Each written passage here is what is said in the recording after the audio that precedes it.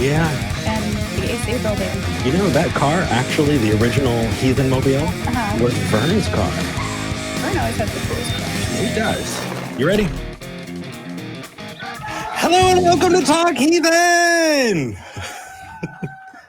Today is September 6th, 2020. It is season 4, episode 36. I'm Eric Murphy. I'm Bianca. Hey, V, how's it going? Good. Oh, my. It has been it's been an interesting week. Yeah. I went most of the week off of my meds, actually, which was kind of rough. Yeah. Yeah, you had to put up with me for a little bit of that. I apologize. You're back. I'm better than ever. I am. How was your week? It was good. I finally moved out of my old apartment, got everything all turned in, signed off, locked up. So that's a nice, that's a relief. It's off my mind now. So now I can actually settle in my new place and nest a little bit. Also, I got all of the stuff for my new studio. So I'm going to be setting up today after the show. I will be helping. So I'm very excited about that. So I am too. I think it's going to be really, really fun. Yeah. There's actually something else that's going on. So we've got birthdays today. We do have birthdays. We do. We want to say, Vern, Lord of the Levels, Savior of Sound, happy birthday. Ooh. Do we want to sing? I think Vern wants us to sing. I think we should. I think we get so much hate in the comments whenever we sing. I'm happy that you get to do this with me. That way you can share in the cringe. And yes, it is here for cringe purposes. This is the whole point. This is purely for the cringe. Absolutely. We're going to look directly into the camera the whole time as well. Are we ready? Lean in. Happy birthday to you. Happy birthday to you. Happy birthday, dear Vern. Happy birthday to you. We love you. We would not be able to do any of this without you. There he is on the right side, wearing his hat, grabbing the crew kitty. Yes. Wonderful. Thank you. Thank you. Happy birthday. There is another birthday. We are going to be calling that person separately off the show because they don't want to be personally mentioned, but you know who you are. Happy birthday. That said, I think before we dive into calls, and we actually do have a couple of calls, which is awesome, but we want more religious callers. If you are a religious person, if you're a theist, today's the day. Or if you're an atheist who might be holding on to a residual supernatural-esque claim. We had somebody call in the other week who was still grappling with the concept of a soul, even though they had deconverted. So if you have a claim you want to examine with us. Absolutely. Or any other kind of magical thinking. If you think that you have something, some kind of magical ability like clear sight or clear mind, today is definitely the day to call. And before V kills me, I'm going to go ahead and say that Talk Heathen is a product of the atheist community of Austin. If you like what we do, if you want to support that mission, the mission is promoting compassionate atheism and the separation of religion and government. Consider becoming a patron. You can go to patreon.com/talkheathen to me to support us. That's patreon.com/talkheathen to me. 2/3 of the way through the episode, every episode, we thank our top 5 patrons. I've got it up on the screen. I refresh it right beforehand. So if you want to hear your name read out loud today, go to patreon.com/talkheathen to me and become one of our top 5 patrons. All right. Next. Yeah, phones. We do really want to push that because, we've got a couple more callers, but the great thing about us doing this remotely is we're not limited to 6 lines. Right. But the thing that happens now is because everybody thinks they can get on, they call halfway through, and then we can only give each person about 5 or 10 minutes. Whereas, and that's when all the interesting callers call. Yeah. So if you want to have a longer conversation with us as we're waiting for the lines to fill up, call earlier because that actually, that still works better. Calling in early still is the best way to get a hold of us. Yep. You won't get bottlenecked on lines, and we have an entire crew of call screeners now. So it's pretty amazing. Yeah. It is really, really good. So 512-991-9242 if you live in the United States. 1-512-991-9242. But if you live internationally, you can call us for free. And also people in the United States as well. You can call us for free online if you go to tiny.cc/callth. And give us a ring. We'd love to talk to you. Yeah. That said, is there anything else before we dive into calls? I think we're good. All right. I kind of want to talk to Brandon in Arizona. It's Brandon again. Hi, Brandon. You're live with Eric and V. What would you like to talk about today? Yeah. Hey, how are you guys doing? Doing well. How about yourself? Not bad. Good. What do you want to talk about? Anyhow, I wanted to, jump onto the topic of irreducible complexity, but I also wanted to, real quick, just address, because most times that I call in regarding prophecy, you always tell me to go back and look at, the former conversations, and and so anyhow, I've certainly done that, and I mean, your best rebuttal to prophecy being fulfilled is time travelers did it. So I'm just curious, what do you think would be the motivation of a time traveler to go back and fulfill prophecies? Sure. So the reason why time travel was brought up is because that requires less assumptions. So if you had a mortal person who could travel back in time and do something, that mortal person, you've got one thing that you're needing to suspend your disbelief for, and that is that person can travel through time. If you have the concept of a god, you have tons and tons of other qualities that you have to suspend your disbelief for. You need to suspend your disbelief for any magic claims, universe creating claims, right? A time traveler does not need to create universes. Miracle claims, all loving, all powerful, heaven and hell, the different stories in the Bible, if you believe those, or other holy books, all of those are extra things on top. It takes less steps to get to time traveler than it does to get to a god. So that's why. So let me just ask you this then. I mean, for you, just for you personally, I mean, as far as, would the death, burial, and resurrection of Jesus to you, if we could absolutely prove that was a historical fact, an actual event that occurred, would that be proof to you that, Jesus is who he claimed? Well, no, it would be proof that they died and were resurrected. Or here's the thing, Brandon. If we came to a conclusion that yes, there was a person named Jesus around during the same time, same person that the Gospels are talking about, who was killed in the way that the Gospels say and rose again from the dead, that would be one claim. And we would be forced to accept that if sufficient evidence were presented. That doesn't back up anything else in the New Testament, let alone the Old Testament, because it's equally possible, if not more possible, that if something unexpected and unforeseen happened like that, there would be myths and mythology and legends that built up around that unexplained event to try and explain it, right? Oh, well, why did this happen? Maybe he's the son of God, right? Maybe God did it. Maybe there's a reason for this. So the assumption is not, if this is true, then everything else is true. That's an apologetic claim that is often made to Christians, that if this is true, then everything else is true. That's not actually the case when you're coming at it from a skeptical point of view. And I would actually argue that that's not the case coming from the religious point of view. It's just a special case made just for that. But I don't think you would do that in your everyday life. Brandon, if I were to, could you pass me the book of Eric? Yes. It burned me. So if I were to, hand you this book and say that, in the front, the first page, it says 2 + 2 = 4. Does that mean that every other thing in that book is true? No. That's why. Yeah, I mean, I guess I see your point. I mean, the Bible is far more in depth than that. But anyhow, it's I just wanted to see if what your position on that would be. Absolutely. But, the thing is, I think that a lot of religious people think that we've got some kind of bone to pick, or that we're, intentionally obtuse because we don't like the idea of a God. No, the thing is the reasoning that we use doesn't lead us to that God. And so we're happy to share it and talk about it, because exactly that, right? We're not going to, yell at you or turn our nose up at you. We want you to know why we think what we think.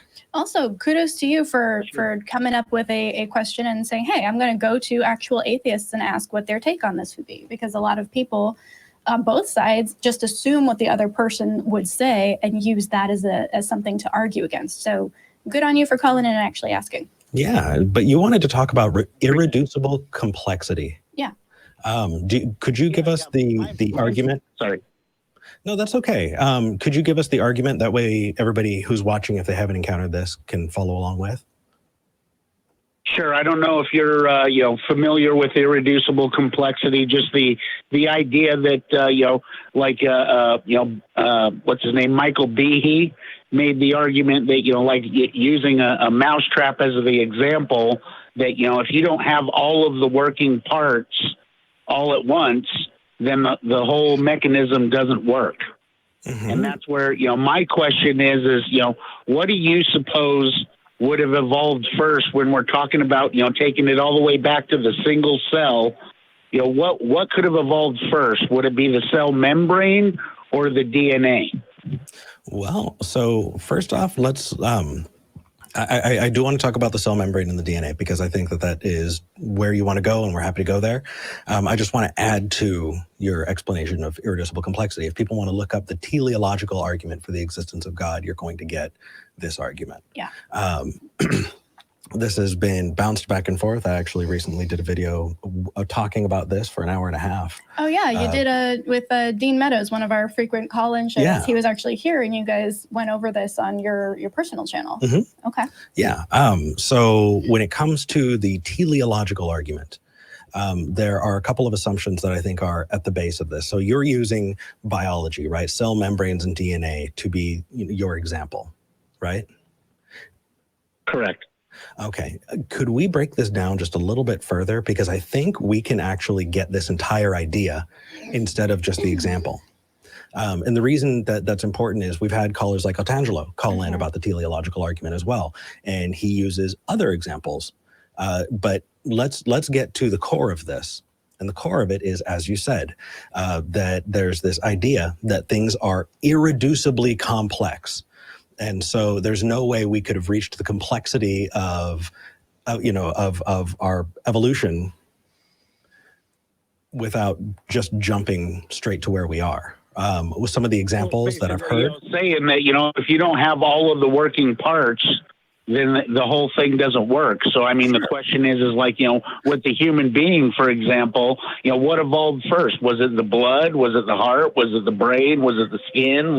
Exactly. How did this exactly? Other examples were, what use is half an eye? Mm-hmm. You have to have the entire eyeball and optic nerve, or else it won't work. What use is half a wing?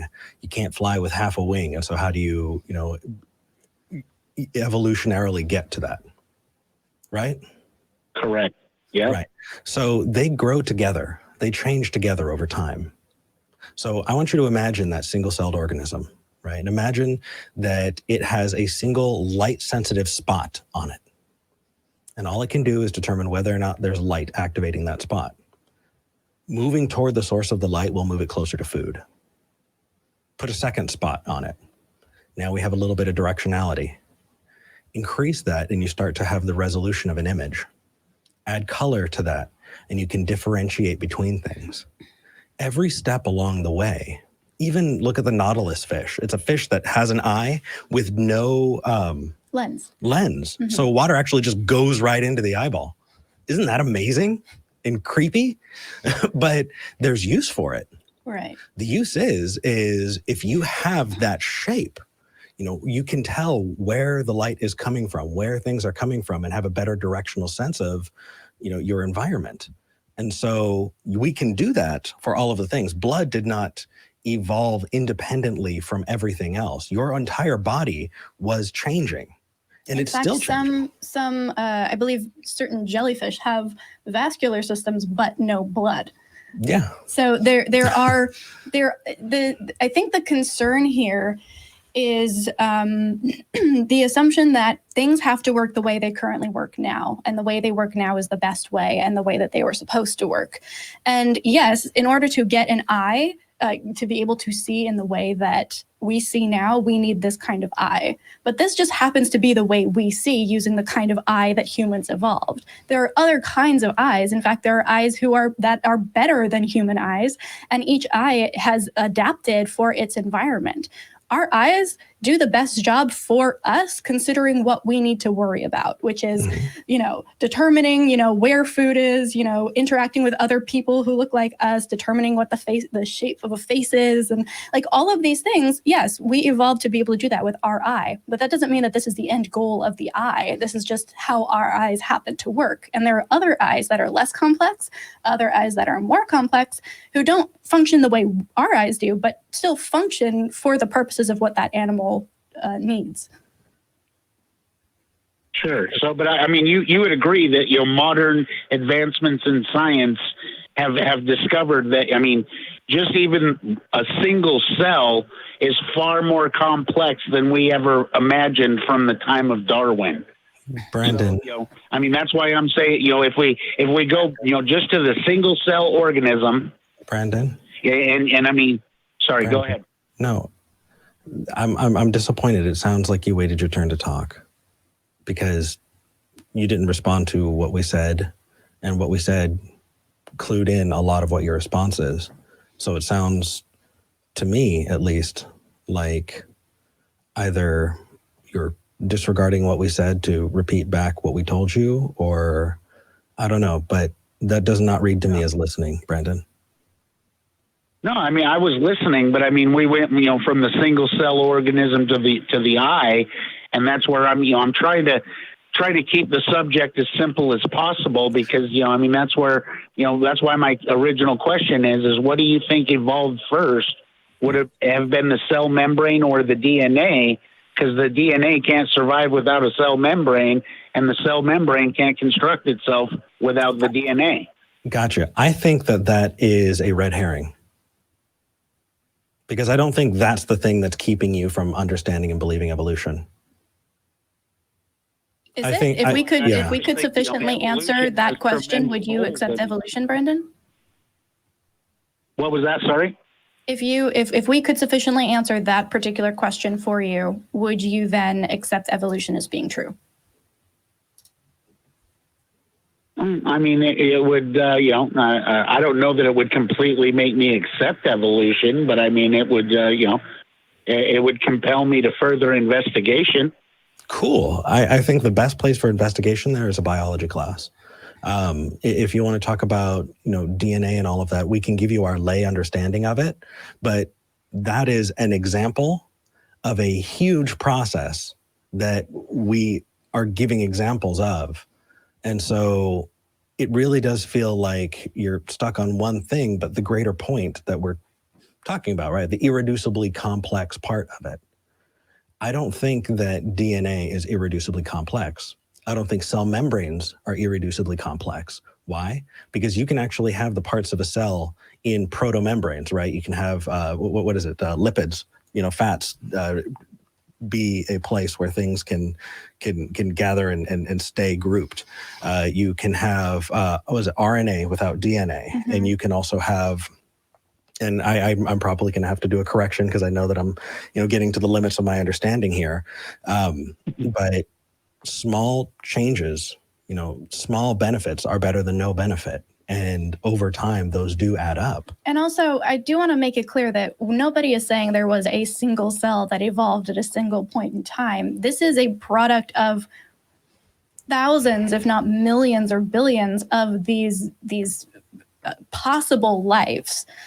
One of them which came into life, maybe a couple. Like, this isn't once there was one cell and then it became one thing and then that thing became one thing.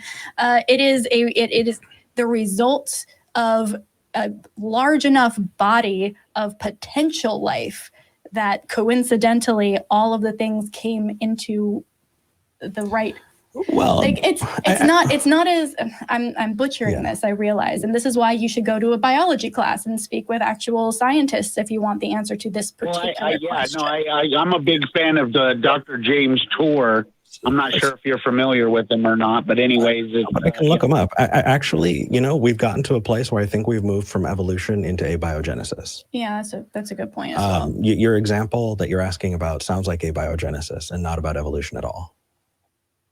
Well, it's what I'm trying to get at is that it's back to the argument of intelligent design or evolution. Right. And that's where, this is where we have I think evolution has some serious problems.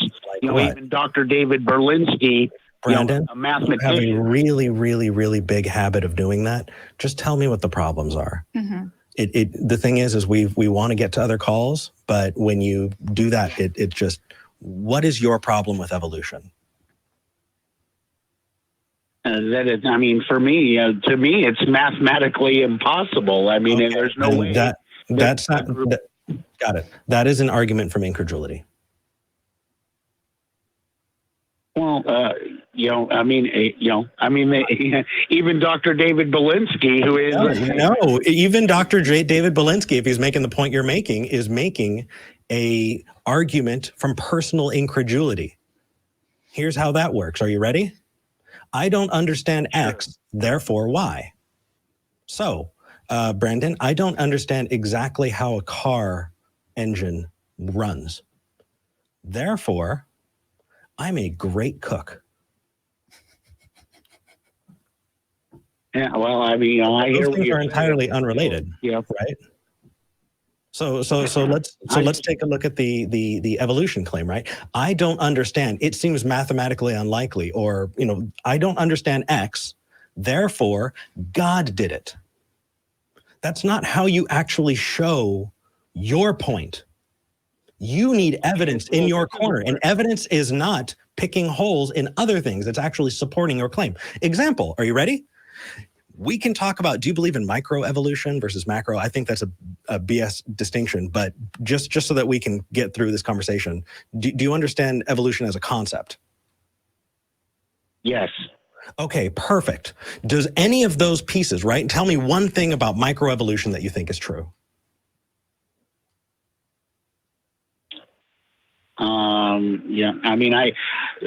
For me, my perspective is that I don't really believe in evolution, but I do believe in advancement of species. Of course, everybody conforms to their environment and all of that kind of stuff. Perfect. Right. So over generations, the species will adapt to its environment. Perfect. What did that piece right there, adapting to your environment? Is that equal to no, but I don't understand this thing about the Bible? Because if I was to use your tactics, what I would say is, I don't understand the Bible, or I don't agree with the Bible, therefore evolution is true. That would be a terrible point. And that would not mean that would mean I still don't have any idea about evolution. I don't know how it works. And it's a useless jump. I don't understand, or I don't agree with the Bible, therefore evolution is true. No, that's not how you do it. So for you to say, I disagree with evolution, therefore my claim is true, is the exact same kind of reasoning. You're talking beside the point. Do you have evidence for intelligent design? I think there's far more evidence for intelligent design than there is for evolution. Show me one. Peace, Brandon. Show me one. DNA. Just DNA itself. You know what I mean? What about DNA, Brandon? Explain to me how. Oh, I don't know. Therefore, I'm right. Try again. What is evidence for intelligent design? Because you're giving me, and that was another argument from personal incredulity. You need to explain to me X, therefore, otherwise I'm right. Brandon, you need to explain to me quantum mechanics, otherwise I am right about all of my assumptions. That is not how it works. Well, you need to support your own claim. What is the support for your claim? You say there's more evidence. Give me evidence. To me, it always goes back to Jesus. And no. Go back to evolution. What is your support for intelligent design? I mean, DNA is the support for intelligent design. A book cannot write itself. Show me how intelligent design creates DNA. Because it's, I mean, how would you explain a group of random? No, don't toss it back. No. How does intelligent design create DNA, Brandon? Own this for once. You have the floor. God You've got the created DNA. I mean, you know, I mean that's, you know, I mean, God created the code of DNA. I mean, even just using the word system already depicts. Beside the point. No, besides the point. Let's not enter into. Let's not do linguistic pragmatics today. I haven't had enough coffee. So again, beside the point. So far you said God did it. Is that how intelligent design creates DNA? I mean, I would say that's a serious thumbprint of no, it's not. No, God did it is not an answer for anything. For anything. Let me give you an example. If you were to say God is able to create these things, right? They're able to create these acids. They're able to create these different building blocks. And through this, right, I'm asking you how God did it, not just that God did it, because that is a non-answer. Mm-hmm. Well, how did God do it? You want me to explain the mind of the creator in a phone call? I mean, yes, Brandon, because you're using that as your response. Mm-hmm. You're saying it is more likely that God did it, but you just don't know how? Or less. Well, I'm mathematically impossible. You know, Jesus Christ claimed to be God manifest in the flesh. He claimed to be that creator. Cool. And I claim to be your God. Yeah, but you don't have prophecy to prove your claim. I wrote the Bible, didn't I? I also wrote the book of Eric. And rise from the dead to prove your claim. Yes, I did. Jesus never said anything about evolution. No, and ever. And also, ever. If you're just positing claims, if you're just talking at people, and you're not asked to support your claim, then we can just do this all day. Mm-hmm. We can just do this. What I'm doing is showing you that it's pointless. It is pointless to just assert things without evidence. You actually need to show. I'm trying to, kind of do like simple, like a mathematical process here, as far as if you take, claim number one, let's take it, to the foundation of my claim that there's a creator and we didn't just evolve from a bunch of random chemicals that somehow chemically coded DNA. No, somehow chemical. Wait. Okay, so here is where I'm getting hung up. One of the many areas I'm getting hung up is there's a circular argument here that we're not addressing, right? You are saying, I am making a claim about a cause using the effect that I'm claiming proves the cause.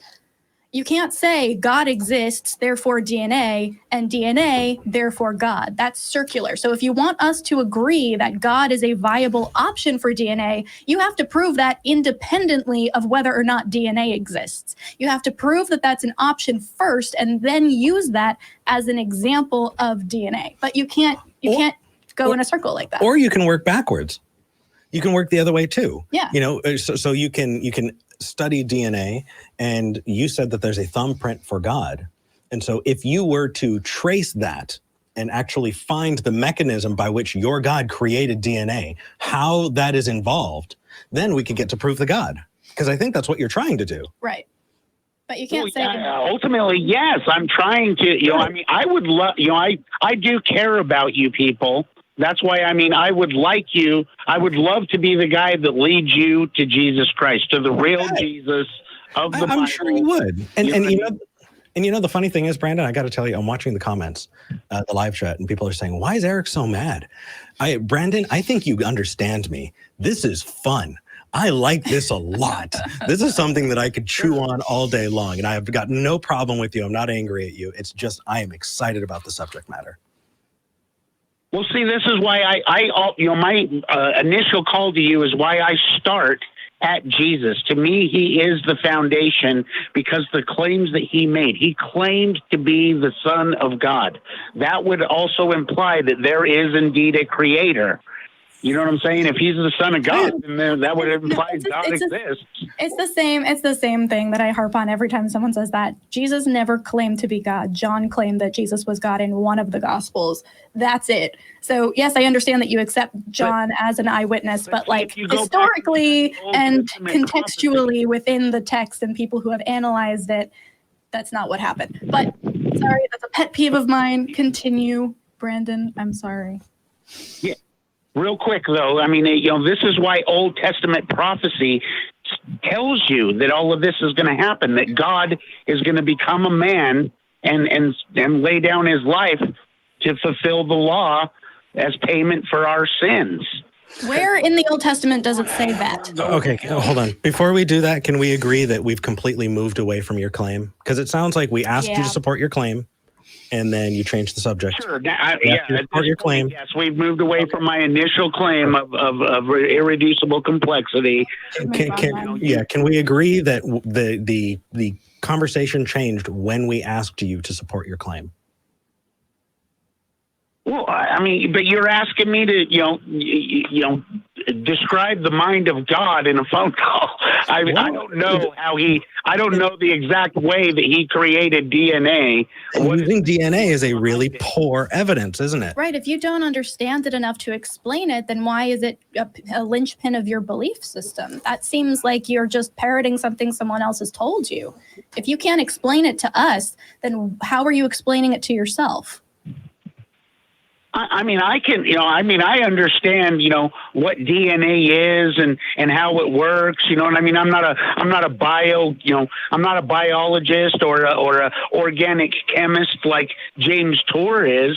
But, I listen to a lot of these people. I study the information. I don't just believe what people tell me without me doing my own research. Okay. So, I mean, this is, sure. But I know all of the crap they tried to cram in our head in public school system. Ooh. Okay. Can you please call in about that next time, Brandon? Yes, let's talk about the public school system. I would love to do that next weekend.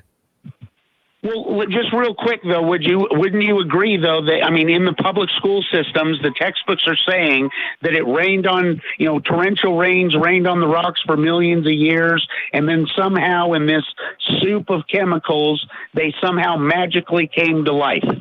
Argument from personal incredulity. Sounds like you've been listening to a little bit of Kent Hovind there, Brandon. I agree that there are things in the public school system, things that are taught, especially in history textbooks, that are garbage and that need addressing. We have such a horrible, whitewashed, savior complex version of history taught in our public schools that needs addressing. But that is a subject for another time. And I would love to dive in and talk about that. But we are 30 minutes into a show and you're our first call. Sure. All right, Brandon. All right. Hey, all right. Thank you for calling. We'll talk another time. Have a great day. You too. All right. Take it easy, bud. Yep. Bye-bye. All right. All right. We've got some interesting calls. Let's jump into it. Sam in England. Hi, Sam. You're live with Eric and V. Hey. Hello. Hello. What would you like to talk about? So I was kind of wondering what your two take on something was that I've been thinking about this week, in that I've been considering, and a lot of people I know who are atheists tell me that if God appeared to them, or if they had a super strong spiritual experience with God, referring to the Christian God, I'm polytheist, don't get me started on that, they would then believe. And I think that it's really interesting that they seem to have kind of a very Christianized idea of it, and a Christianized version of what that would mean. Some of them, what would mean? Can you clarify? Yeah. What is that?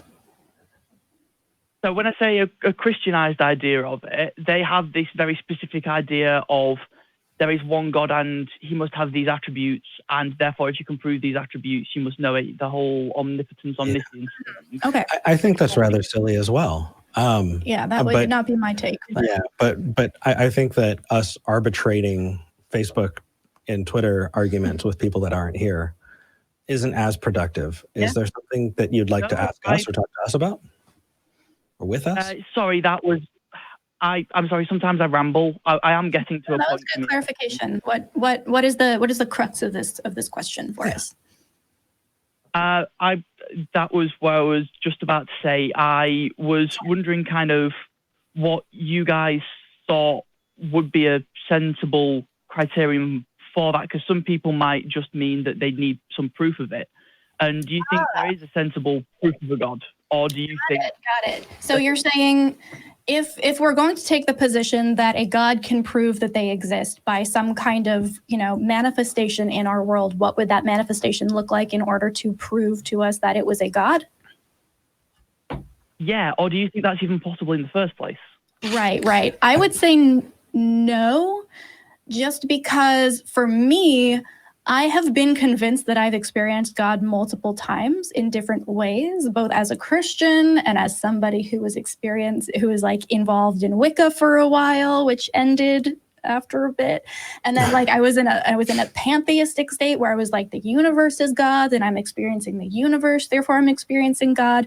And I have two problems with the concept of this in general. On the one hand, you can call anything God that you experience and then on one level have experienced God, right? If you are telling me that the universe is God and you experience the universe, then yes, semantically you have experienced God because that's how you're defining God. And I can't argue with that. I can just say, okay, I don't consider the universe God. So we're at a standstill in terms of definition. So I'm not necessarily saying that people have not had the experiences that they have. I'm saying I take issue with trying to pin a God label on it and make assumptions about what it could have been, as opposed to this is just an experience that I had. But on a deeper level, I like the phrase, sufficiently sophisticated technology or science is indistinguishable from magic, right? So I could potentially have an experience with something that I would consider God, either in a Judeo-Christian sense or in a pagan sense or whatever. But it could very just as easily be some form of technology or science that I just don't understand, or maybe tapping into some kind of biological or chemical thing that I don't understand, but that is still purely rooted in the natural, in science. So I think for myself, and I can't speak for anybody else, I would never ever say that I would have to experience God in order to know that God existed, because I don't think I don't think experience is a valid criteria for knowing what is or is not true. Yeah, we use each other to help us determine what is and isn't real about the world around us. And I'd love to dovetail in, but Sam, I wanted to give you the chance to respond before I did. Fair enough. I mean, I think that is a sensible and certainly a reasonable way to look at it. I obviously don't look at it that way. I am a theist, but I think that's certainly a sensible way of looking at it. Yeah, I actually disagree with you. Interesting. Okay. So if you were to frame it in a completely naturalistic way and show me, then yeah, I'd agree. So let's use the Christian, concept of God, right? Maybe one that our last caller would probably identify as God. So there are a lot of claims in the Bible, right? Claims that we can't reproduce, that don't seem possible. Spitting in somebody's eye and them being able to see doesn't seem like a thing that we can do. But if you wanted to show me that actually happened, then show me the method, right? Show me how to spit in somebody's eye so that they can see. Right. I mean, when it comes to miracle healings or walking on water, right? If you were to, let's say, go back and I was to be there and Jesus was trying to show me, hey, here's how I walked on water. I've got this really cool device. Mm-hmm. I would be like, oh, cool. That's a thing that happened, because I would then be able to understand. If you were to couch those in naturalistic terms, right? If you were to go, hey, God is all powerful, and by all powerful, we specifically mean this, and this. And then we could track it and go, you know what? Actually, that follows, right? If you want us to believe in resurrection, show us that resurrection is possible. And then we can determine whether or not that was probable. But if you can demonstrate the possibility of each of those claims, I think you could walk me there. It just needs to have, because there are a lot of claims. Right. But then it becomes a question of, all right, are we talking about the supernatural anymore? And is the concept of God diminished for the theist if it is no longer supernatural? But that's the thing, is killing the magic, I don't care. Right, but I think that a lot of the time, well, we can ask Sam. Sure. A lot of the time, I feel like the supernatural element is an important part of it, and there would be resistance to trying to claim a purely naturalistic version of quote unquote God. But yeah, I'm curious what your thoughts are here, Sam, and maybe you can share with us what you believe about gods, because you say you are a theist and you're calling in, so we'd love to hear a little bit more about what you think. Mm-hmm. Sure. So I'll preface this with I'm a substance dualist, but I would consider whatever the spiritual side of things is to also be an extension of the natural world. Okay. And as such, I think any time that we think something's supernatural, it turns out there is a natural explanation for it. And with, say, a personal experience, be that a brain hiccup or whatever, or the gods influencing someone's brain, it is a physical thing. Therefore, anytime you can define something, it ceases to be supernatural. So I would posit that the gods are natural. Now, whether they're exactly as I would imagine them, disembodied consciousnesses, is another matter. Well, question. Disembodied consciousnesses would definitely be where we get off the train. Right. Can you demonstrate what a disembodied consciousness is or could be? I mean, I'd love to follow you there, but I need your help here. What is a disembodied consciousness?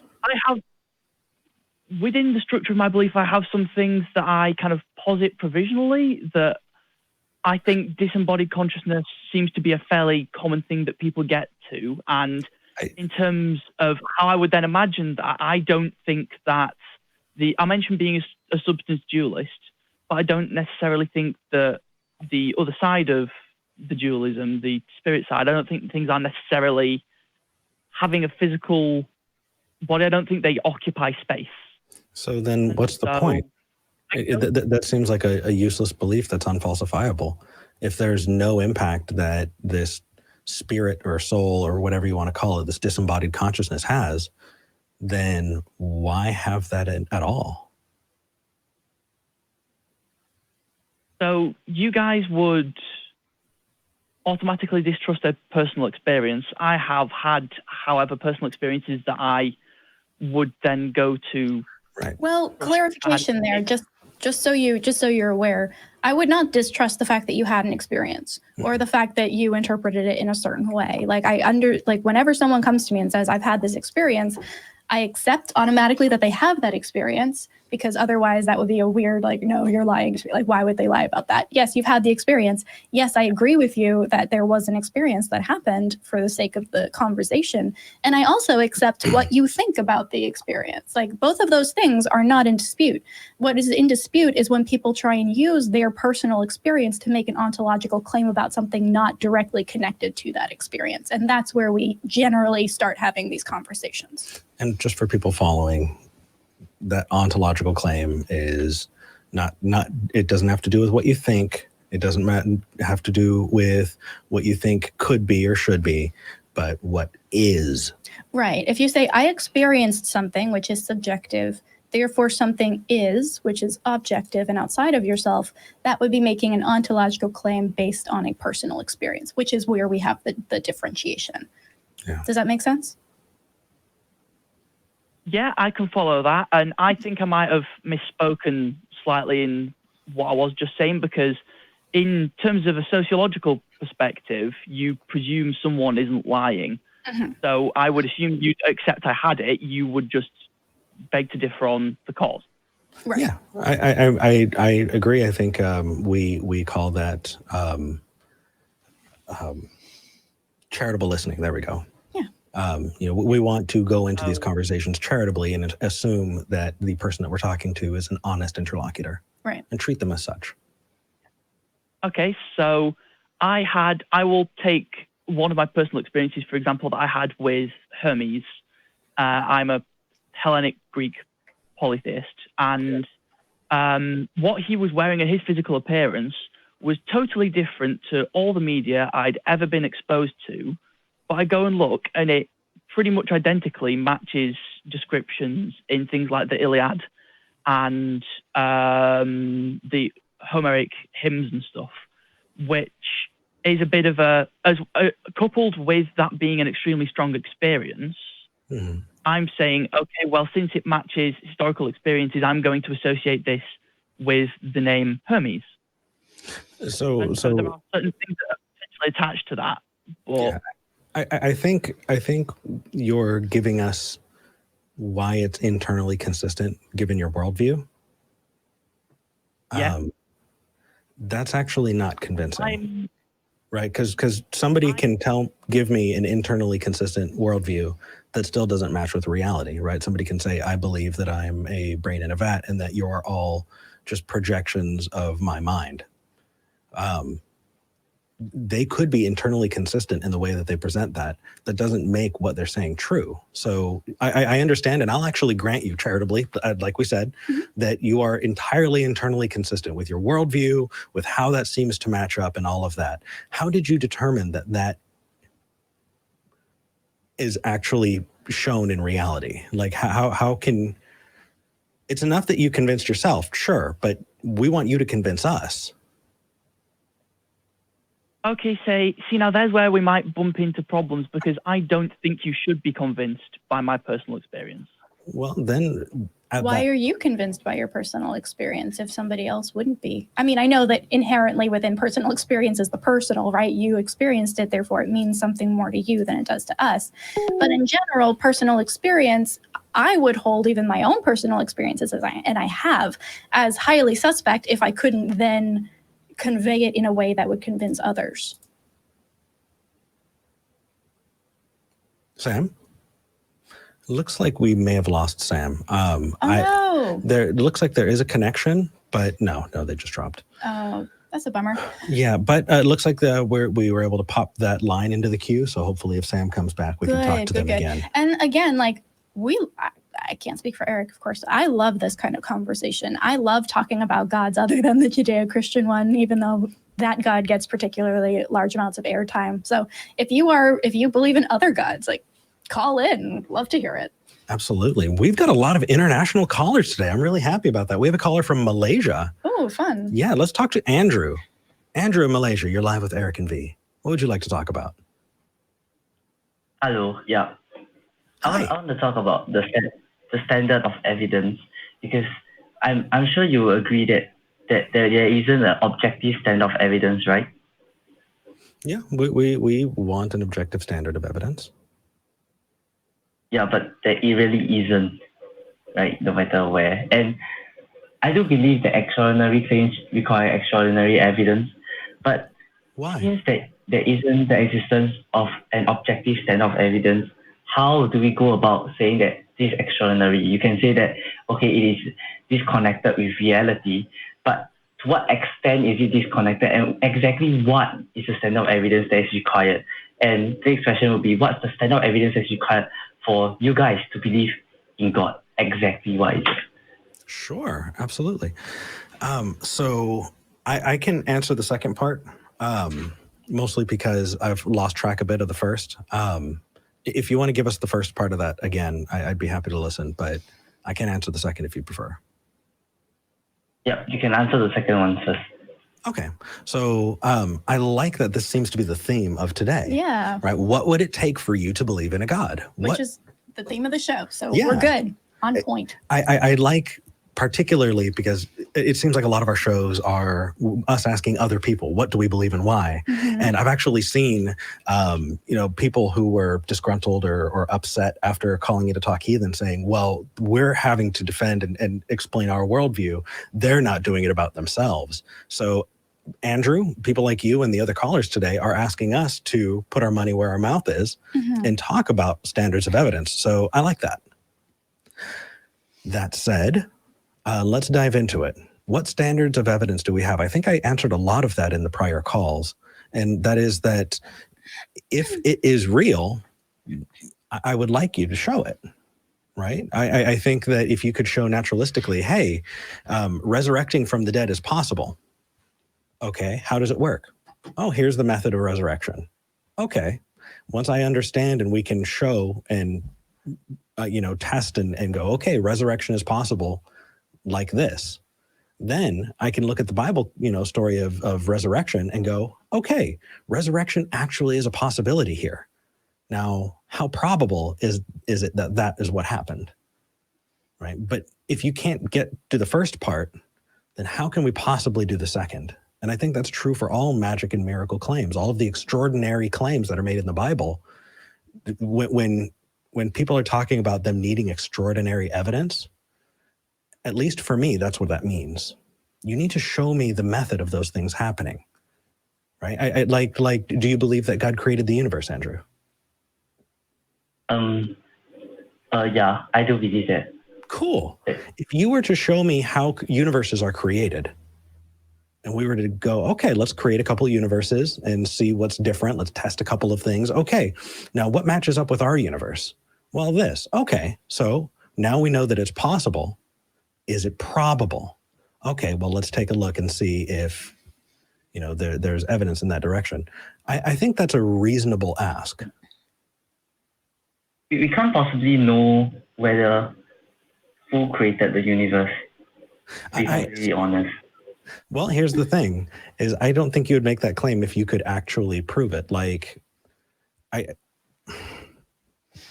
saying you can't is not evidence for you. It's not evidence for us. If anything, it just shows that you're making an unfalsifiable claim. Yeah, I think no, as in, I think that we can't really know. And to say that a God exists, yes, is not very plausible because back then, that's when math breaks down and wherever science breaks down. So we can't really test whether a God exists and whether a timeless or immaterial being would exist. But still, because, in fact, to my question, that no matter what claim it is, right, you said you need a testable method that can show us whether whatever the claim wants to justify is true. But the thing is, if you want to think about, let's just say Jesus, maybe it's not something like resurrection, but the idea of let's say Jesus protecting us, right? Mm-hmm. How much evidence? What exactly would it take? Would it take that like consistent miracles happen 10 times or 20 times, or is there a specific number that you would say? Well, yeah. Okay, I can answer that for you, Andrew. So let's make a claim about prayer and prayer working to help heal people faster from various diseases. If people are praying for you, you will heal faster. We've actually done quite a number of studies on this topic, double-blind kind of stuff. So actual good studies on whether or not prayer works. And what we're looking for in that case is statistical evidence that the people who were prayed for, whether they knew it or not, got better quicker. If that were borne out, then we would have something to talk about, right? We might not jump directly to, well, God did it, but we would say, okay, it seems clear that if people pray for somebody who is sick and that person gets better on average 30% faster than someone who isn't prayed for, that's a valid thing to have a conversation about. And then we start looking into reasons why that could be. And then there's a whole list of possibilities. But it turns out that that's not the case. It turns out that these studies have not shown that people who are prayed for get better faster. In fact, it does. There have been several indications that if someone knows they're being prayed for, it actually increases the amount of time it takes them to get better because they start stressing out about whether or not they should get better quicker. Yeah. So we do have studies about some of these things. We do have statistical data, not about whether or not God exists, but about some of the assumptions that we would make about the world if he did, in fact, exist in the way that people say. And it hasn't been borne out yet. But all that to say, I would say that if you showed me a body of studies, a meta study of different, surveys and analyses that proved to me that if you prayed, you got better quicker, I would then come to you and say, hey, this seems reasonable. This seems like a reasonable claim to make based on statistical data. So now what? Now where do we go with this conversation? Let's investigate. Right. Yeah. Thinking about it, I'm I'm kind of in the middle. I think that right now it's more towards faith than reason to believe in any sort of God, right? Well, actually, that's a great question, Andrew. Is you're saying that you should be having faith to believe in God. Why? Where do you use faith elsewhere in your life? Because I think faith is a useless tool. Yeah, I think that yes, faith is actually very useless. It's a reason. It's something that someone gives when they don't have a good reason. And I do admit that I do not have a good reason for it. But the thing, what I'm wondering is, what is hypothetically, what is the goal that we are trying to reach to say that, okay, now we are justified in moving from faith to reason, right? Because you talk about the miracles and there's not even studies, but exactly what number of miracles must happen consistently for that to be enough? Do you have an idea on that? Yeah, I think that, I'll let Eric jump in a minute, but I think I see where you're coming from. And I think that this stems from a very common flip that a lot of people do, which is things are true until they're proven false, right? So we can say that I'm going to go through the world and believe things on faith until someone gives me enough reason to doubt it and disbelieve it. But I think that can get you into a lot of trouble really quickly. That's not where I'm coming from. No, I think that the default position is non-belief, and only when there's evidence, then you should believe. So that's why faith can justify anything, right? But I agree with that. So Andrew, what I really want to know, hypothetically, how many miracles must it take that happen consistently? Exactly what's the number that you will justify our belief? So in God. I think that V just clearly summed that up. It all depends, man. It all depends. And I'll tell you why it depends. Because you're talking about a medical treatment. And we want to make sure that medical treatments work. We don't give people just random pills and hope that it works, or check to see. No, we show that it works before we start prescribing them. So you would definitely want to, at least for medical claims, at least make it hit the same standard that current medicines have to hit. I think that's reasonable. Usually that requires at least a decade of double-blind tests, research, and I mean, just there are lots of steps there, and I think that's reasonable because we expect that much from everything else that we use for medicine. The question that I wanted to ask you, Andrew, is you said the time to believe something is when there's evidence. So what evidence have you evaluated that led you to your God belief? There isn't. I do admit that it's on faith, which is the opposite, and is incompatible with reason. So I don't really have that reason to believe in it. That sounds like a very uncomfortable place to be mentally, Andrew. It sounds like you must have a lot of cognitive dissonance going on right now.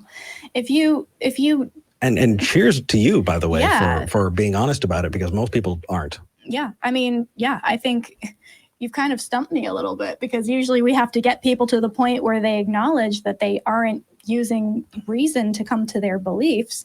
It seems like you're already there. So I guess my question is, why are you staying right here? It seems like you're kind of on a knife's edge right now, because you've realized this is not reason that is keeping me with these beliefs. This is faith.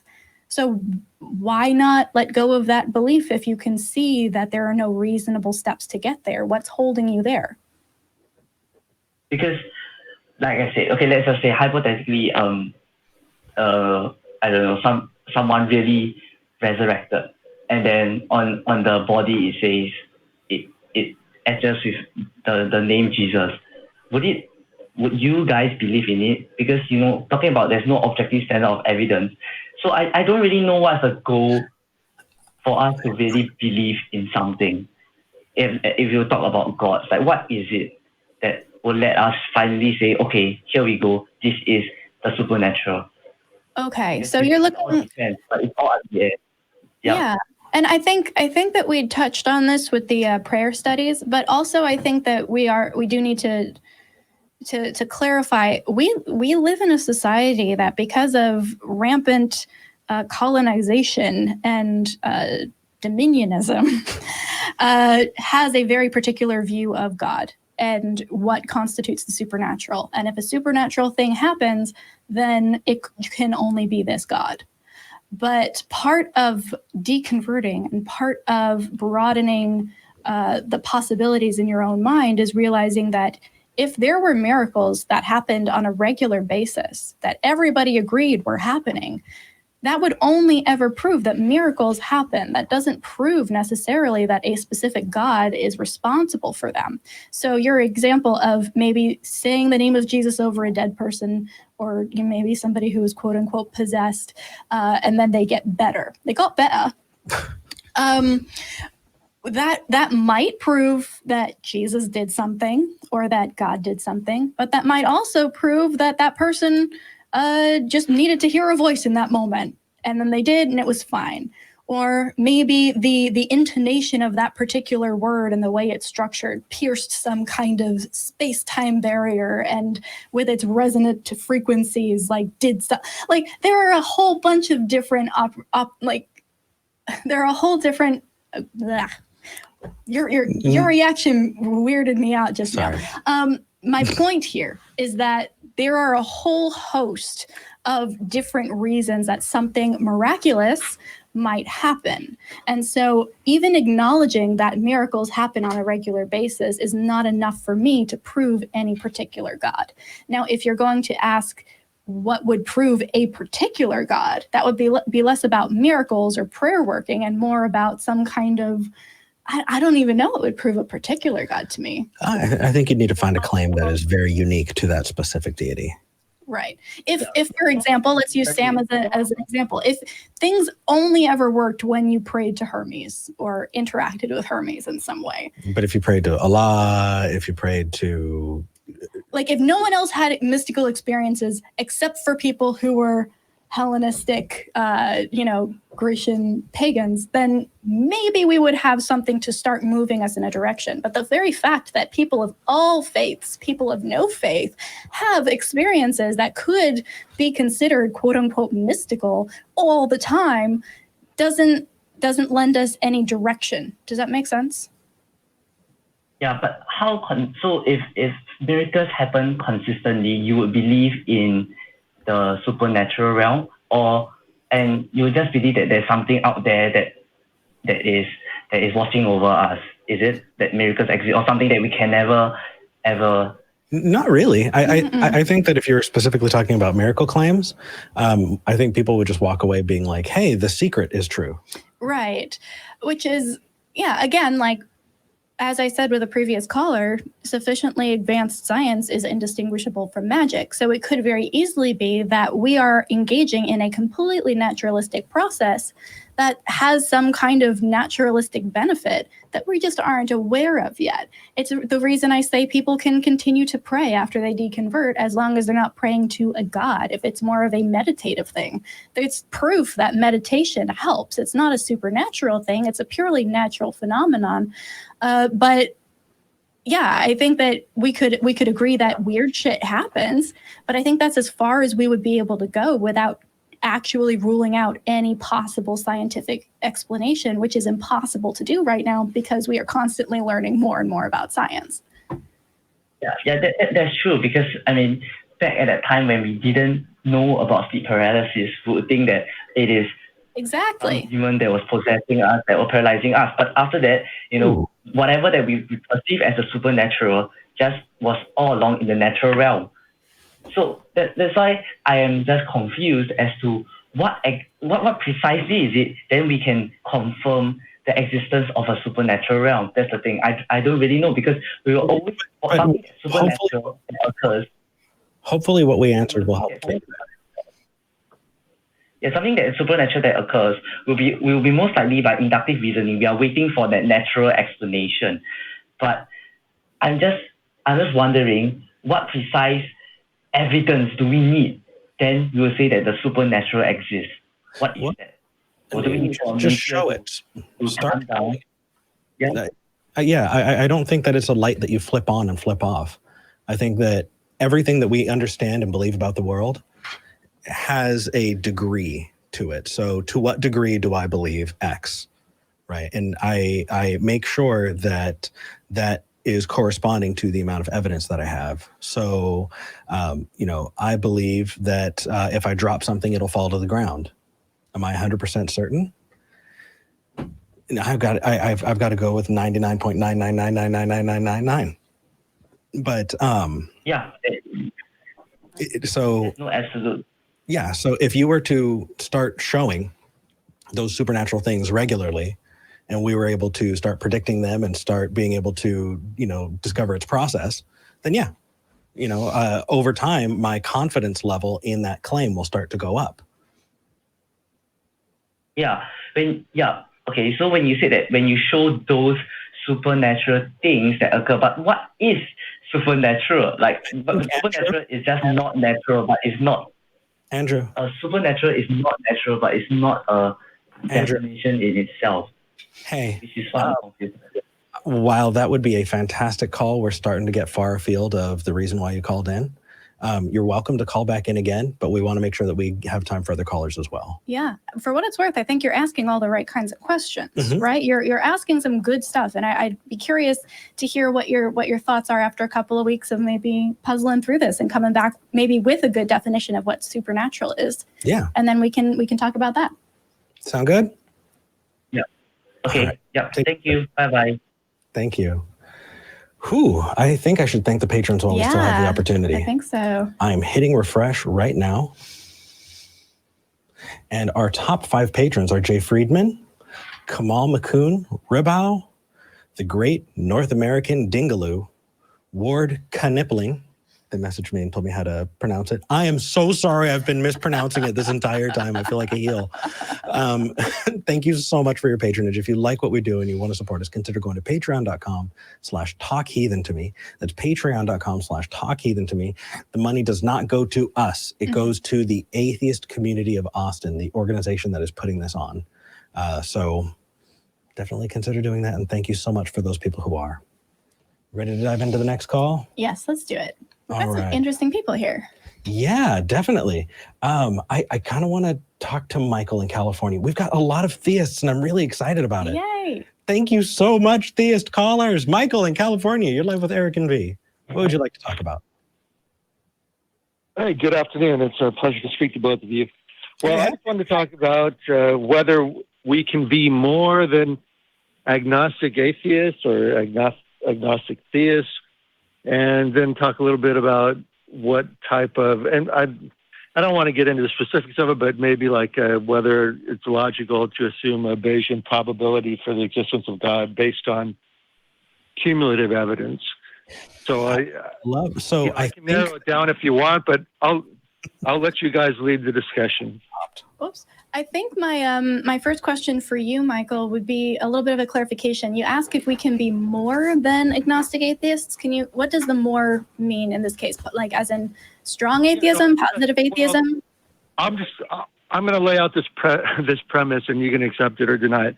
I'll say that I can't be more, in terms of any type of epistemology, be more than an agnostic theist, and I would say that same is also for all atheists. You can't be anything more than an agnostic atheist. In other words, even as, Dillahunty and others say that, they can't say that God doesn't exist. Yeah. So while I agree that the honest position would be we can't know for certain anything, I've definitely met plenty of people who are very, very proud to say that they're 100% certain. And I think it's because of those people that we need to include the Gnostic. Right. So there certainly can be, and there are atheists who do say there is no God. For me, I would say I'm agnostic about the concepts of God in general. Like there could be some kind of overarching deistic thing that we just haven't, experienced sufficiently to prove or disprove. But the time to believe something is when there's sufficient evidence. So I don't believe in that thing. I just accept that it might be a possibility. Yeah, great. Future. Okay, let's take it from. I do want to clarify. Let's take it from there. I understand, and that makes perfect sense. V wants to add one last caveat. One last caveat, so that we're all. I'm sorry. Go ahead. I am a strong quote unquote atheist. I hate the way that it's like strong and positive as opposed to like weak and negative. It's like, why? Yeah. But I am a strong atheist when it comes to specific God claims. So when I'm asked, does the Judeo-Christian God, as discussed by most modern apologetics, exist? I'm going to say positively, no, that God does not exist. Some God might exist. That one does not. So it's a nuanced position, but I wanted to make sure we were all on the same page. And I'm actually in agreement with V on this. We're both on the That's same great. page. But I would actually say even in regards to Yahweh or whatever name you want to give it, Allah or whatever, that even on that claim you can only be agnostic. That would be my position philosophically. We don't need to get in a deep dive of epistemology or ontology or anything of that nature. That's good, especially because we want to make sure we make time for everybody. And you gave us 3 things that we can talk for. I know. I don't want to monopolize anybody's time, but I wanted to, because I thought it was interesting. Your previous callers, the approach that they take, and I know most times you get anecdotal stories and things of that nature. Sure. But and you are a believer. Because I would consider myself an agnostic theist. In other words, at base level, I'm going to go with Spinoza and Einstein, and I'm going to say that there's some type of creative mind that is behind the order of the universe. Now, beyond, I know that's nebulous, and maybe it's not explanatory enough, but I think that's at a base level. I don't think brute facts can explain it all. I don't think that, the Big Bang is a good enough theory to explain the ordered laws of physics that created, the ordered reality that we see now. Hold on, Michael. I want to respond to that. Yeah, go ahead. Sure, yeah, please. Sure. That sounds like the argument from personal incredulity. It seems like we've gone over that on a couple of calls already, at least one other call. I don't understand X, and therefore. Okay. So no. You don't understand Big Bang cosmology, therefore. Yeah, no. Let's stop that argument right there. It's not an argument for incredulity. I mean, we can test our knowledge of quantum mechanics, individually or whatever, but it's not necessary. But take it. It's not an argument from incredulity. Okay, I don't think, this is my opinion based on the science that I know, and luckily, we're all blessed to be able to, have, the internet and YouTube and everything else. We can listen to Sean Carroll and whatever other physicists we want to explain, his conception of the nature of reality, as well as read Einstein or Spinoza, whoever else we want to get, a conception of what the universe is. My position would be that, because of, we can order it, say, I could take a transcendental. Yeah, go ahead. We've got to cut to the point. I could talk to you personally for hours and hours, and it sounds like you've got a lot that you want to say and the nuances that you want to give. I want to make sure that we have enough time to have a dialogue. Okay, well let's I'm going to give you a new argument, because I know we've both heard tag and ontological argument and teleological arguments. Okay. And the whole 9 yards. We've heard William Lane Craig. We've heard it all, but I want to give you a new argument. How about that? I think that'd be fantastic. I would love that, and that's going to be the last thing we do with you today. But it's okay, great. It's 4 premises. It's very quick.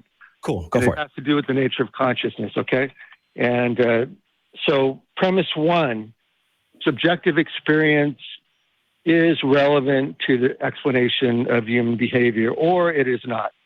Excluded middle principle. We can both accept that. Correct? Say that one more time. Conscious, okay, either subjective experience, or if you want to say consciousness, in its capacity of the way we experience reality, is relevant in the explanation of behavior, or it is not. No. Basically, it's okay. So, well, I know you're saying, but I'm saying either it is or it's not. So I'm saying positively that it's not. But like as a claim, we can agree. Okay, good. Okay, so we agree with that. Yeah. So you're saying that it's not relevant, okay? Right. Now, if it's not relevant, then I would claim then that materialism is absurd. I agree. Everything is absurd. Taking it. What's that? I agree. I'm an absurdist, Michael.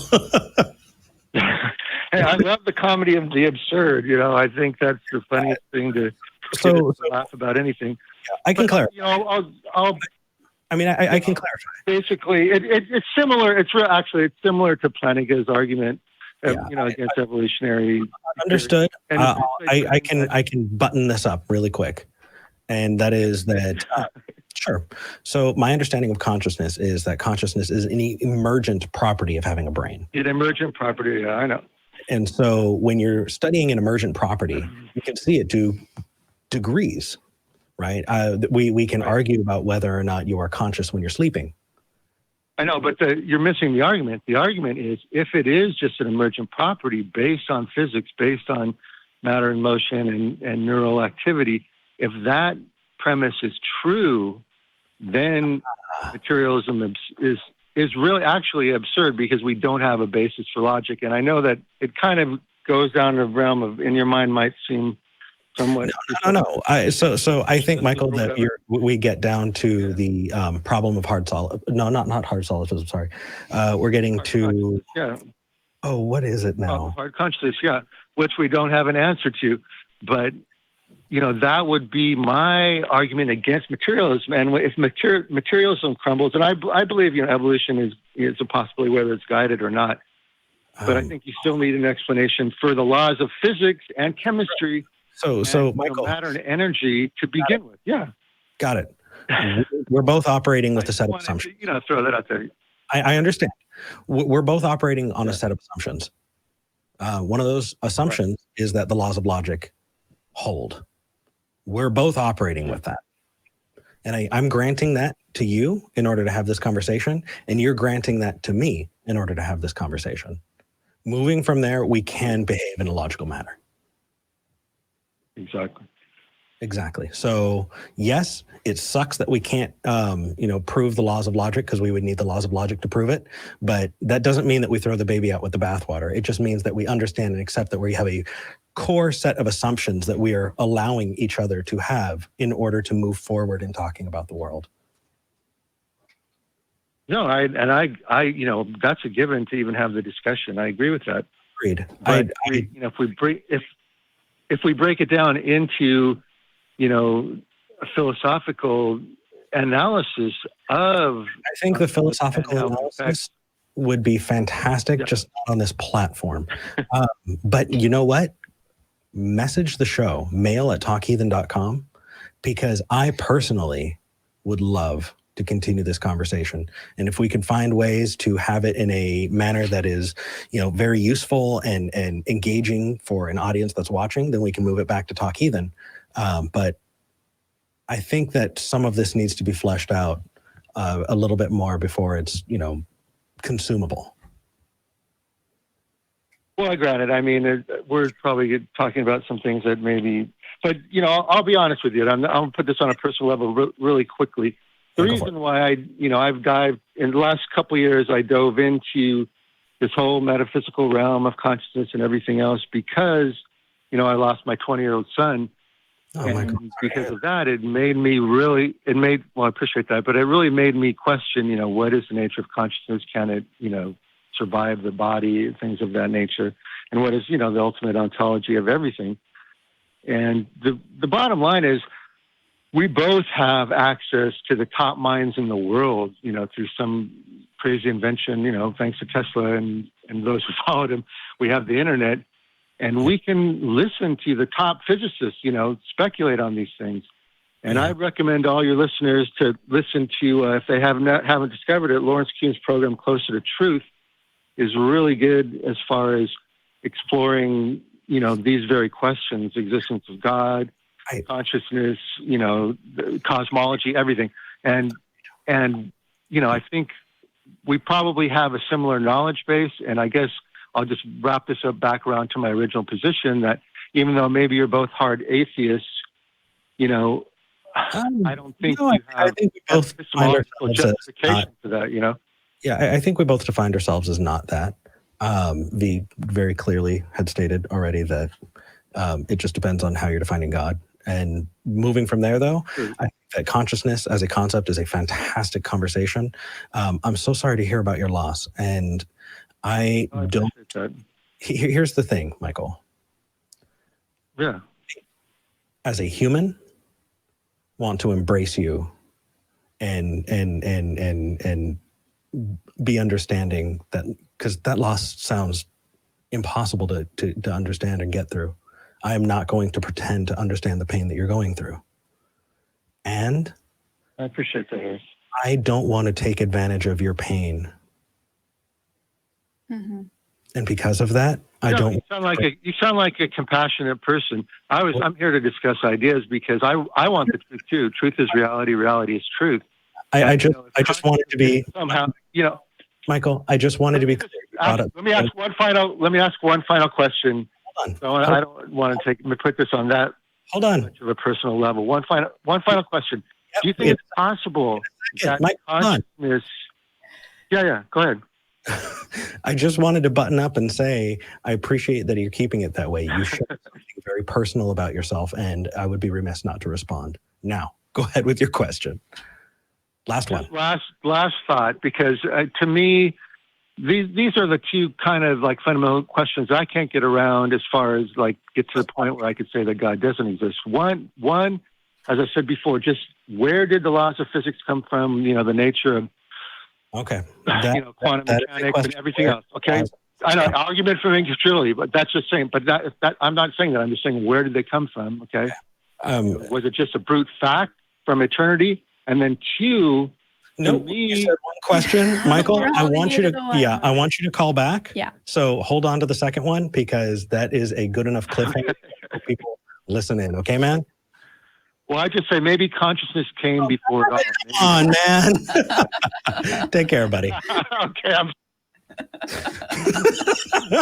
I see, but that's the thing is we are passionate on all sides of this conversation, and that's why it's fun to engage in. Yes. Obviously, this is someone who does not agree with us, but in the act of talking about what we're passionate about, it shows. Yeah.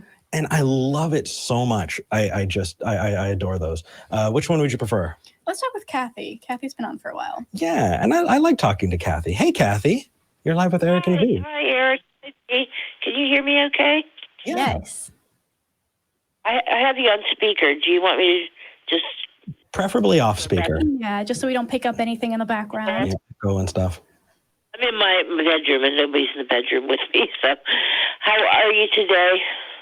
Good. We wanted to make sure we have time for everybody, and so we have you and another caller, and we want to... Yeah, I've been listening to the other callers, and I think we kind of covered most of what I was going to ask you, your opinion on in a broader sense. I told the screener it was about the supernatural, and since it's close to Halloween, I was watching The Conjuring last night, and then some of these other Halloween scary movies, and the things that strike me in these movies about, and even people who reportedly have performed real exorcisms, I'm like, why would a demon be a particular religion? Because in order for them to be the person to be have the demon expelled from them, obviously the demon or whatever evil spirit would have to be have a religion to that it is in fear of, and have the priest or the rabbi or whoever's doing it expel the demon back to... Right, the demon has to buy into Catholicism if you're going to only respond to a Catholic priest expelling that. Right, exactly. And I'm not bad-mouthing anybody, really, I'm not. That's okay. Here's the thing. You can talk about ideas all you want, and we understand. People are not ideas, and you can badmouth ideas all you want, and we will do that with you because there are some terrible ideas that we need to squash. Well, I don't know how familiar people are with when I was in nursing school, we didn't cover it. We had to cover. I had accelerated through school, but that was 30 years ago because I'm 56 now, or will be in October. And there is something called hysteria, and I think that we kind of got into this during the show. Yes. Let's zoom in on the topic because we're getting off the road here. No. So Yeah, you I wanted to finally- call in and talk about demons and whether or not And demons on specifically. the specific question, well, I wanted your opinion on the specific idea that evil spirits, demons, whatever, people, the belief that they can be, that it's still prevalent today, that, for example, as I'm going to use The Conjuring as my... we understand. I don't think you actually need to Yeah. provide the example. It's pretty obvious, the point that you're making. I just thought it was weird. I thought it was funny that they heard three knocks, and that was insulting the Trinity. Yeah. And then the people in the paranormal investigators. Yeah. Let's give you our thoughts on it. Yeah, let's give you our thoughts on it. Yeah. So if you want to watch another movie, watch Constantine. That is a great example. He They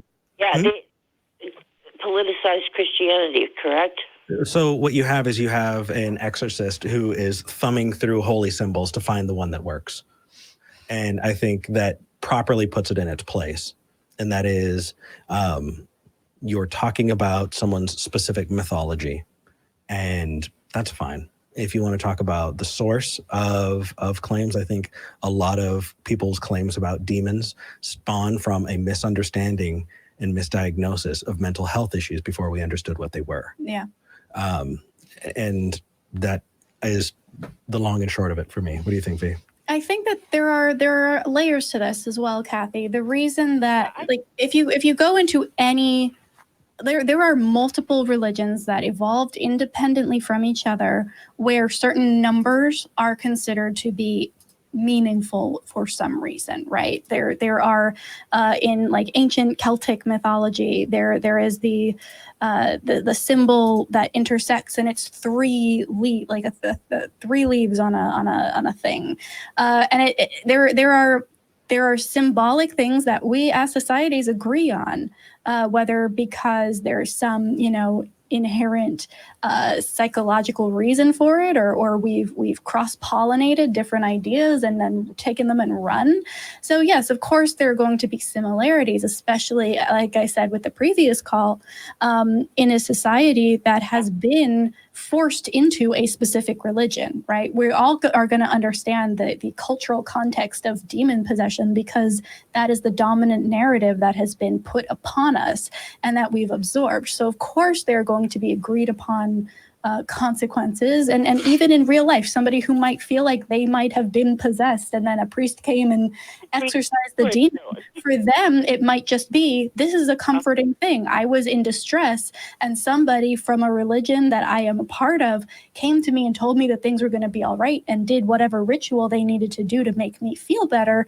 Therefore, I was cured of demon possession. So there are layers and layers to this, psychological ones and cultural ones and theological ones.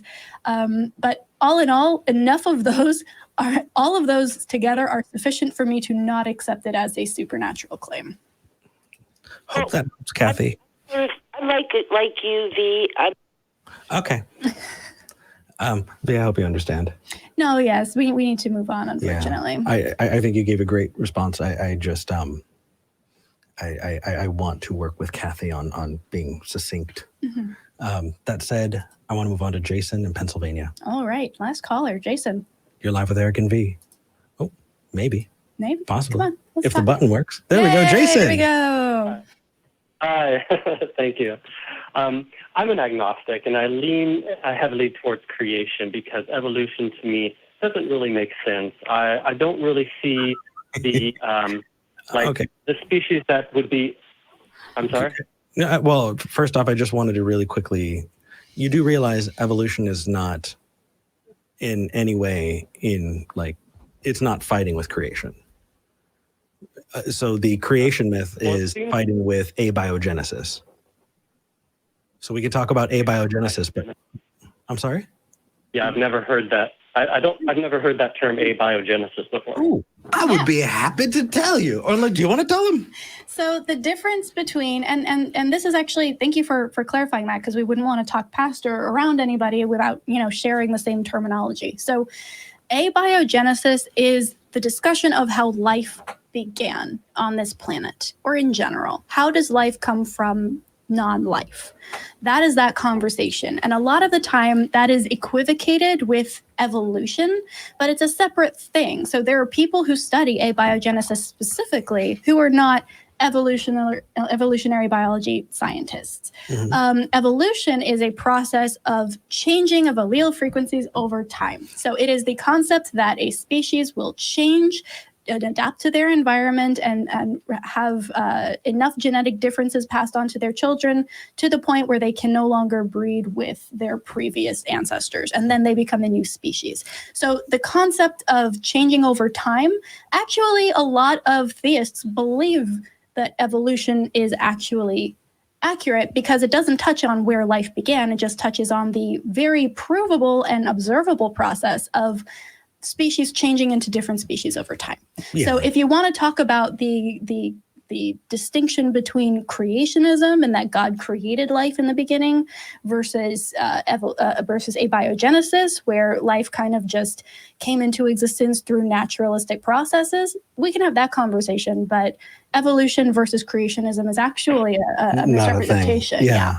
But what people don't understand is you have to have the species there in the first place, and then we can talk about evolution. But you're talking about creation, and so you can even break down abiogenesis as its word.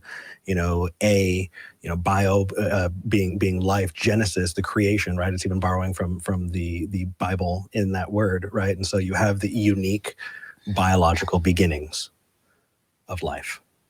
So you want to talk about creation versus abiogenesis.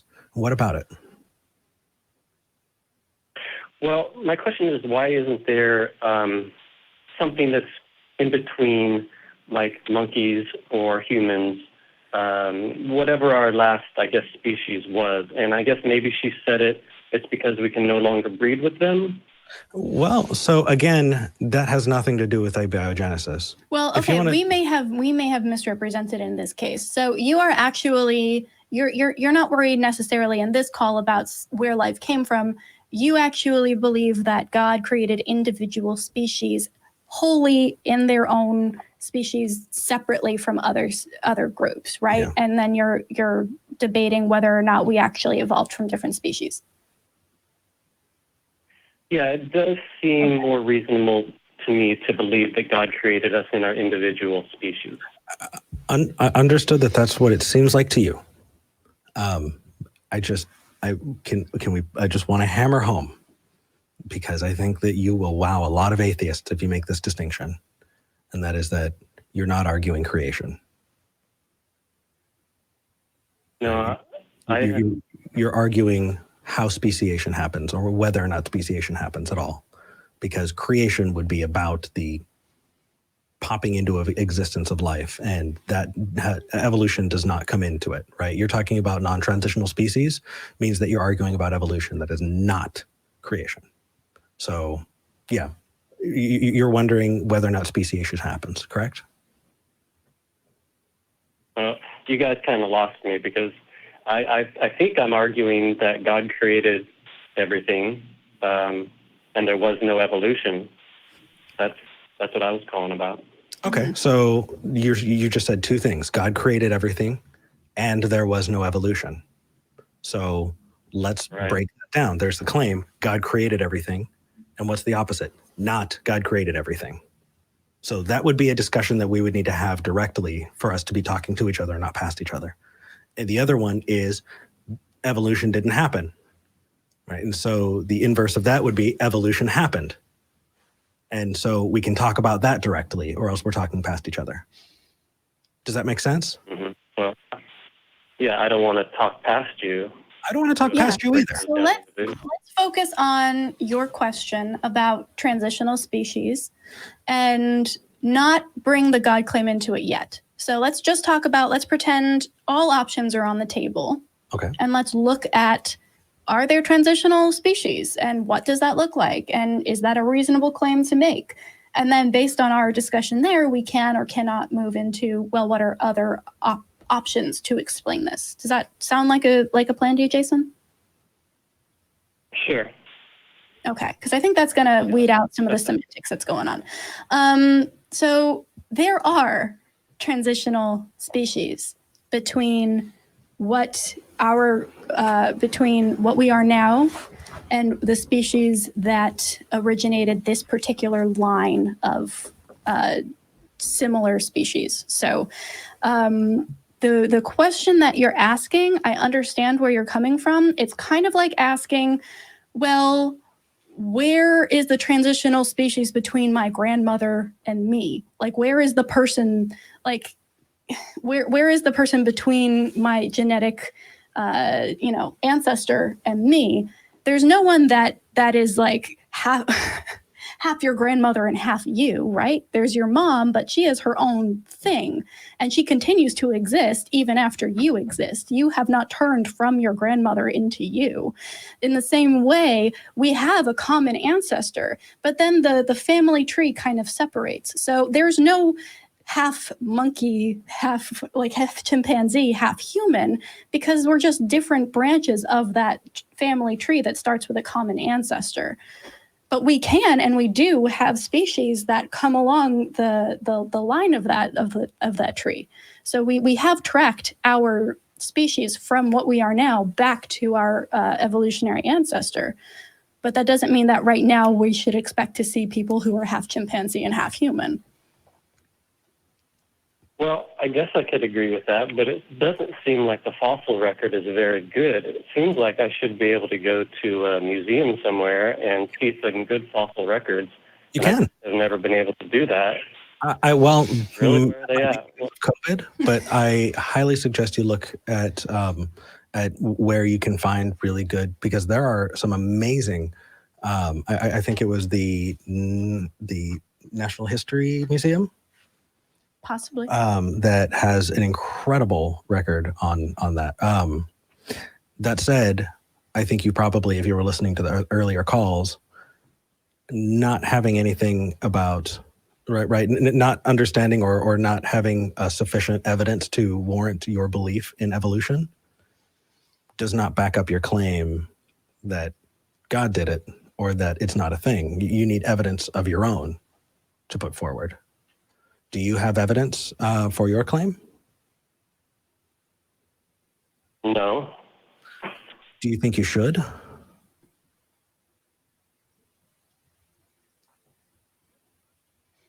Yes. I agree. Yeah, that might be a great place to start thinking about, okay, well, whether or not I am in agreement with this body of evidence, I need my own separate body of evidence in order to prove my claim. So maybe do some research and see if you can find some evidence to back up your claim, and then present that to us on a future call, and then we can talk about that. Yeah. Okay, sounds good. Thanks for your help, you guys. Yeah, absolutely. For sure. Good question. I'm sorry. You know what? I'm sorry. I had a second question. Can I ask it? Yeah, what's up, man? I was wondering how we date the age of the Earth, like with rocks. Ooh, okay. So I am way out of my depth when it comes to this, and I feel like I'm shouting him out on every single show, but we have a lot of callers who ask this. Look up Viced Rhino. That's VICED, rhino as in rhinoceros. He does some amazing work breaking down exactly how geological dating works and exactly how we get the ages of everything from the Earth to different dinosaur bones to fossils, like all of that. So very, very digestible, talks specifically about what Christians say versus what people who are not Christians say. So I would recommend checking him out. He's the person I'd go to for that. Yeah. If you want to look at where you could fall into a hole, Apologia and Aaron Ra are both very good at pointing out logical holes that people fall into that you don't want to fall into. You want to have good reasons for things, and often we lean on poor reasoning to back up what we are claiming is true. And they're both very, very good at pointing out, hey, here's the problem in that reasoning. Okay. Thanks again, you guys. Have a good day. You too. For sure. You know, there was one point that I wanted to make, but it didn't feel like it fit in with the call. Mhm. And that is that we're not the end product of evolution. Right, exactly. We are transitional species between what was before and what will be in the future. Mhm. And so if you want a transitional species, look in the mirror. Exactly. It's the same concept with the first caller, I think, who was talking about the eye. Like, we are somehow the end result of what eyes should be. We just happen to have the eyes that we have, and we Yeah. do with what we've got. We can't see the full color spectrum. We can't see things in blind spots. No. We just assume that our eyes are the way they're supposed to be, but it's just because we don't have other options. Well, and I mean, all you got to do is look at the pistol shrimp. I love its eyes. It can see so many colors. It is just insane. Or the eyes of a hawk. But moving on, actually, we have time to move to the Discord, and I really, really would love to talk to the people in Discord. Yes, that would be awesome. Yeah? Mm-hmm. Cool. Okay, so if you have not joined our Discord, now's the time, because you can hop in and come say hi to us. The link is down on the lower third, tiny.cc/ACA Discord. That's tiny.cc/ACA Discord. And if you're listening to this or watching this later, this link is still good. Come and join us. Come say hi. We've got an amazing community there. We'd be happy to hop in and answer questions. Yeah. All right. In the meantime. Hey, Vern. Happy birthday. Crew cam, anybody? Yeah. Anybody want a crew cam? There we There go. Woo. Yeah. We love you guys. Thank you so much. If it wasn't for you, we would not be able to do this show. Shout out to Kurt too, who's a new call screener and just jumping into things. Absolutely. Sorry. Anyway, you think it's time for some love rings? Yeah, I think so. All right. Ready? 1, 2, 3. Oh, I liked that. Oh, wow. This goes so quickly. I really don't want it to end. I love this. This is my favorite part of the week. Well, it doesn't have to. We can continue in the Discord. Fine. All right, everybody. Whether you believe or not, whether we like it or not, we're still stuck in this COVID situation. If you're putting yourself at risk, if you're going out there and potentially exposing yourself to danger for us, thank you. Mm-hmm. That goes everyone from working in hospitals to stocking grocery shelves. You're doing your job. We're going to continue to do ours. If you don't believe, this is your community. We don't want you coming because you're angry at God. We don't want you to come to answers based on bad reasoning. And I think that we really showed that today. Mm-hmm. Is we focused on the reasoning when theists were calling in, because we want them to use that reasoning to get to their conclusion, not, here's a angry, yelling, screaming thing. No, because if you can actually use those tools yourself, you can get there and we don't need to guide you. Exactly. So if you made it here, awesome. Welcome. And we're glad you made it. And to those of you who do believe, we don't hate you. We just think you're wrong. See you next week.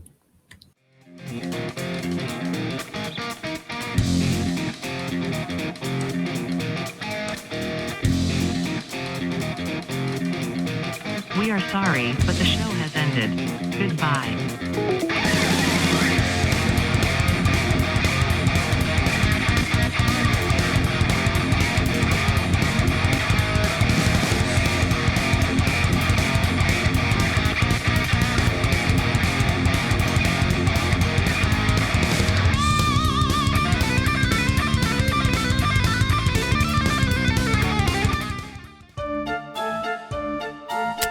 What are we doing, man? What are we doing? No, you're done.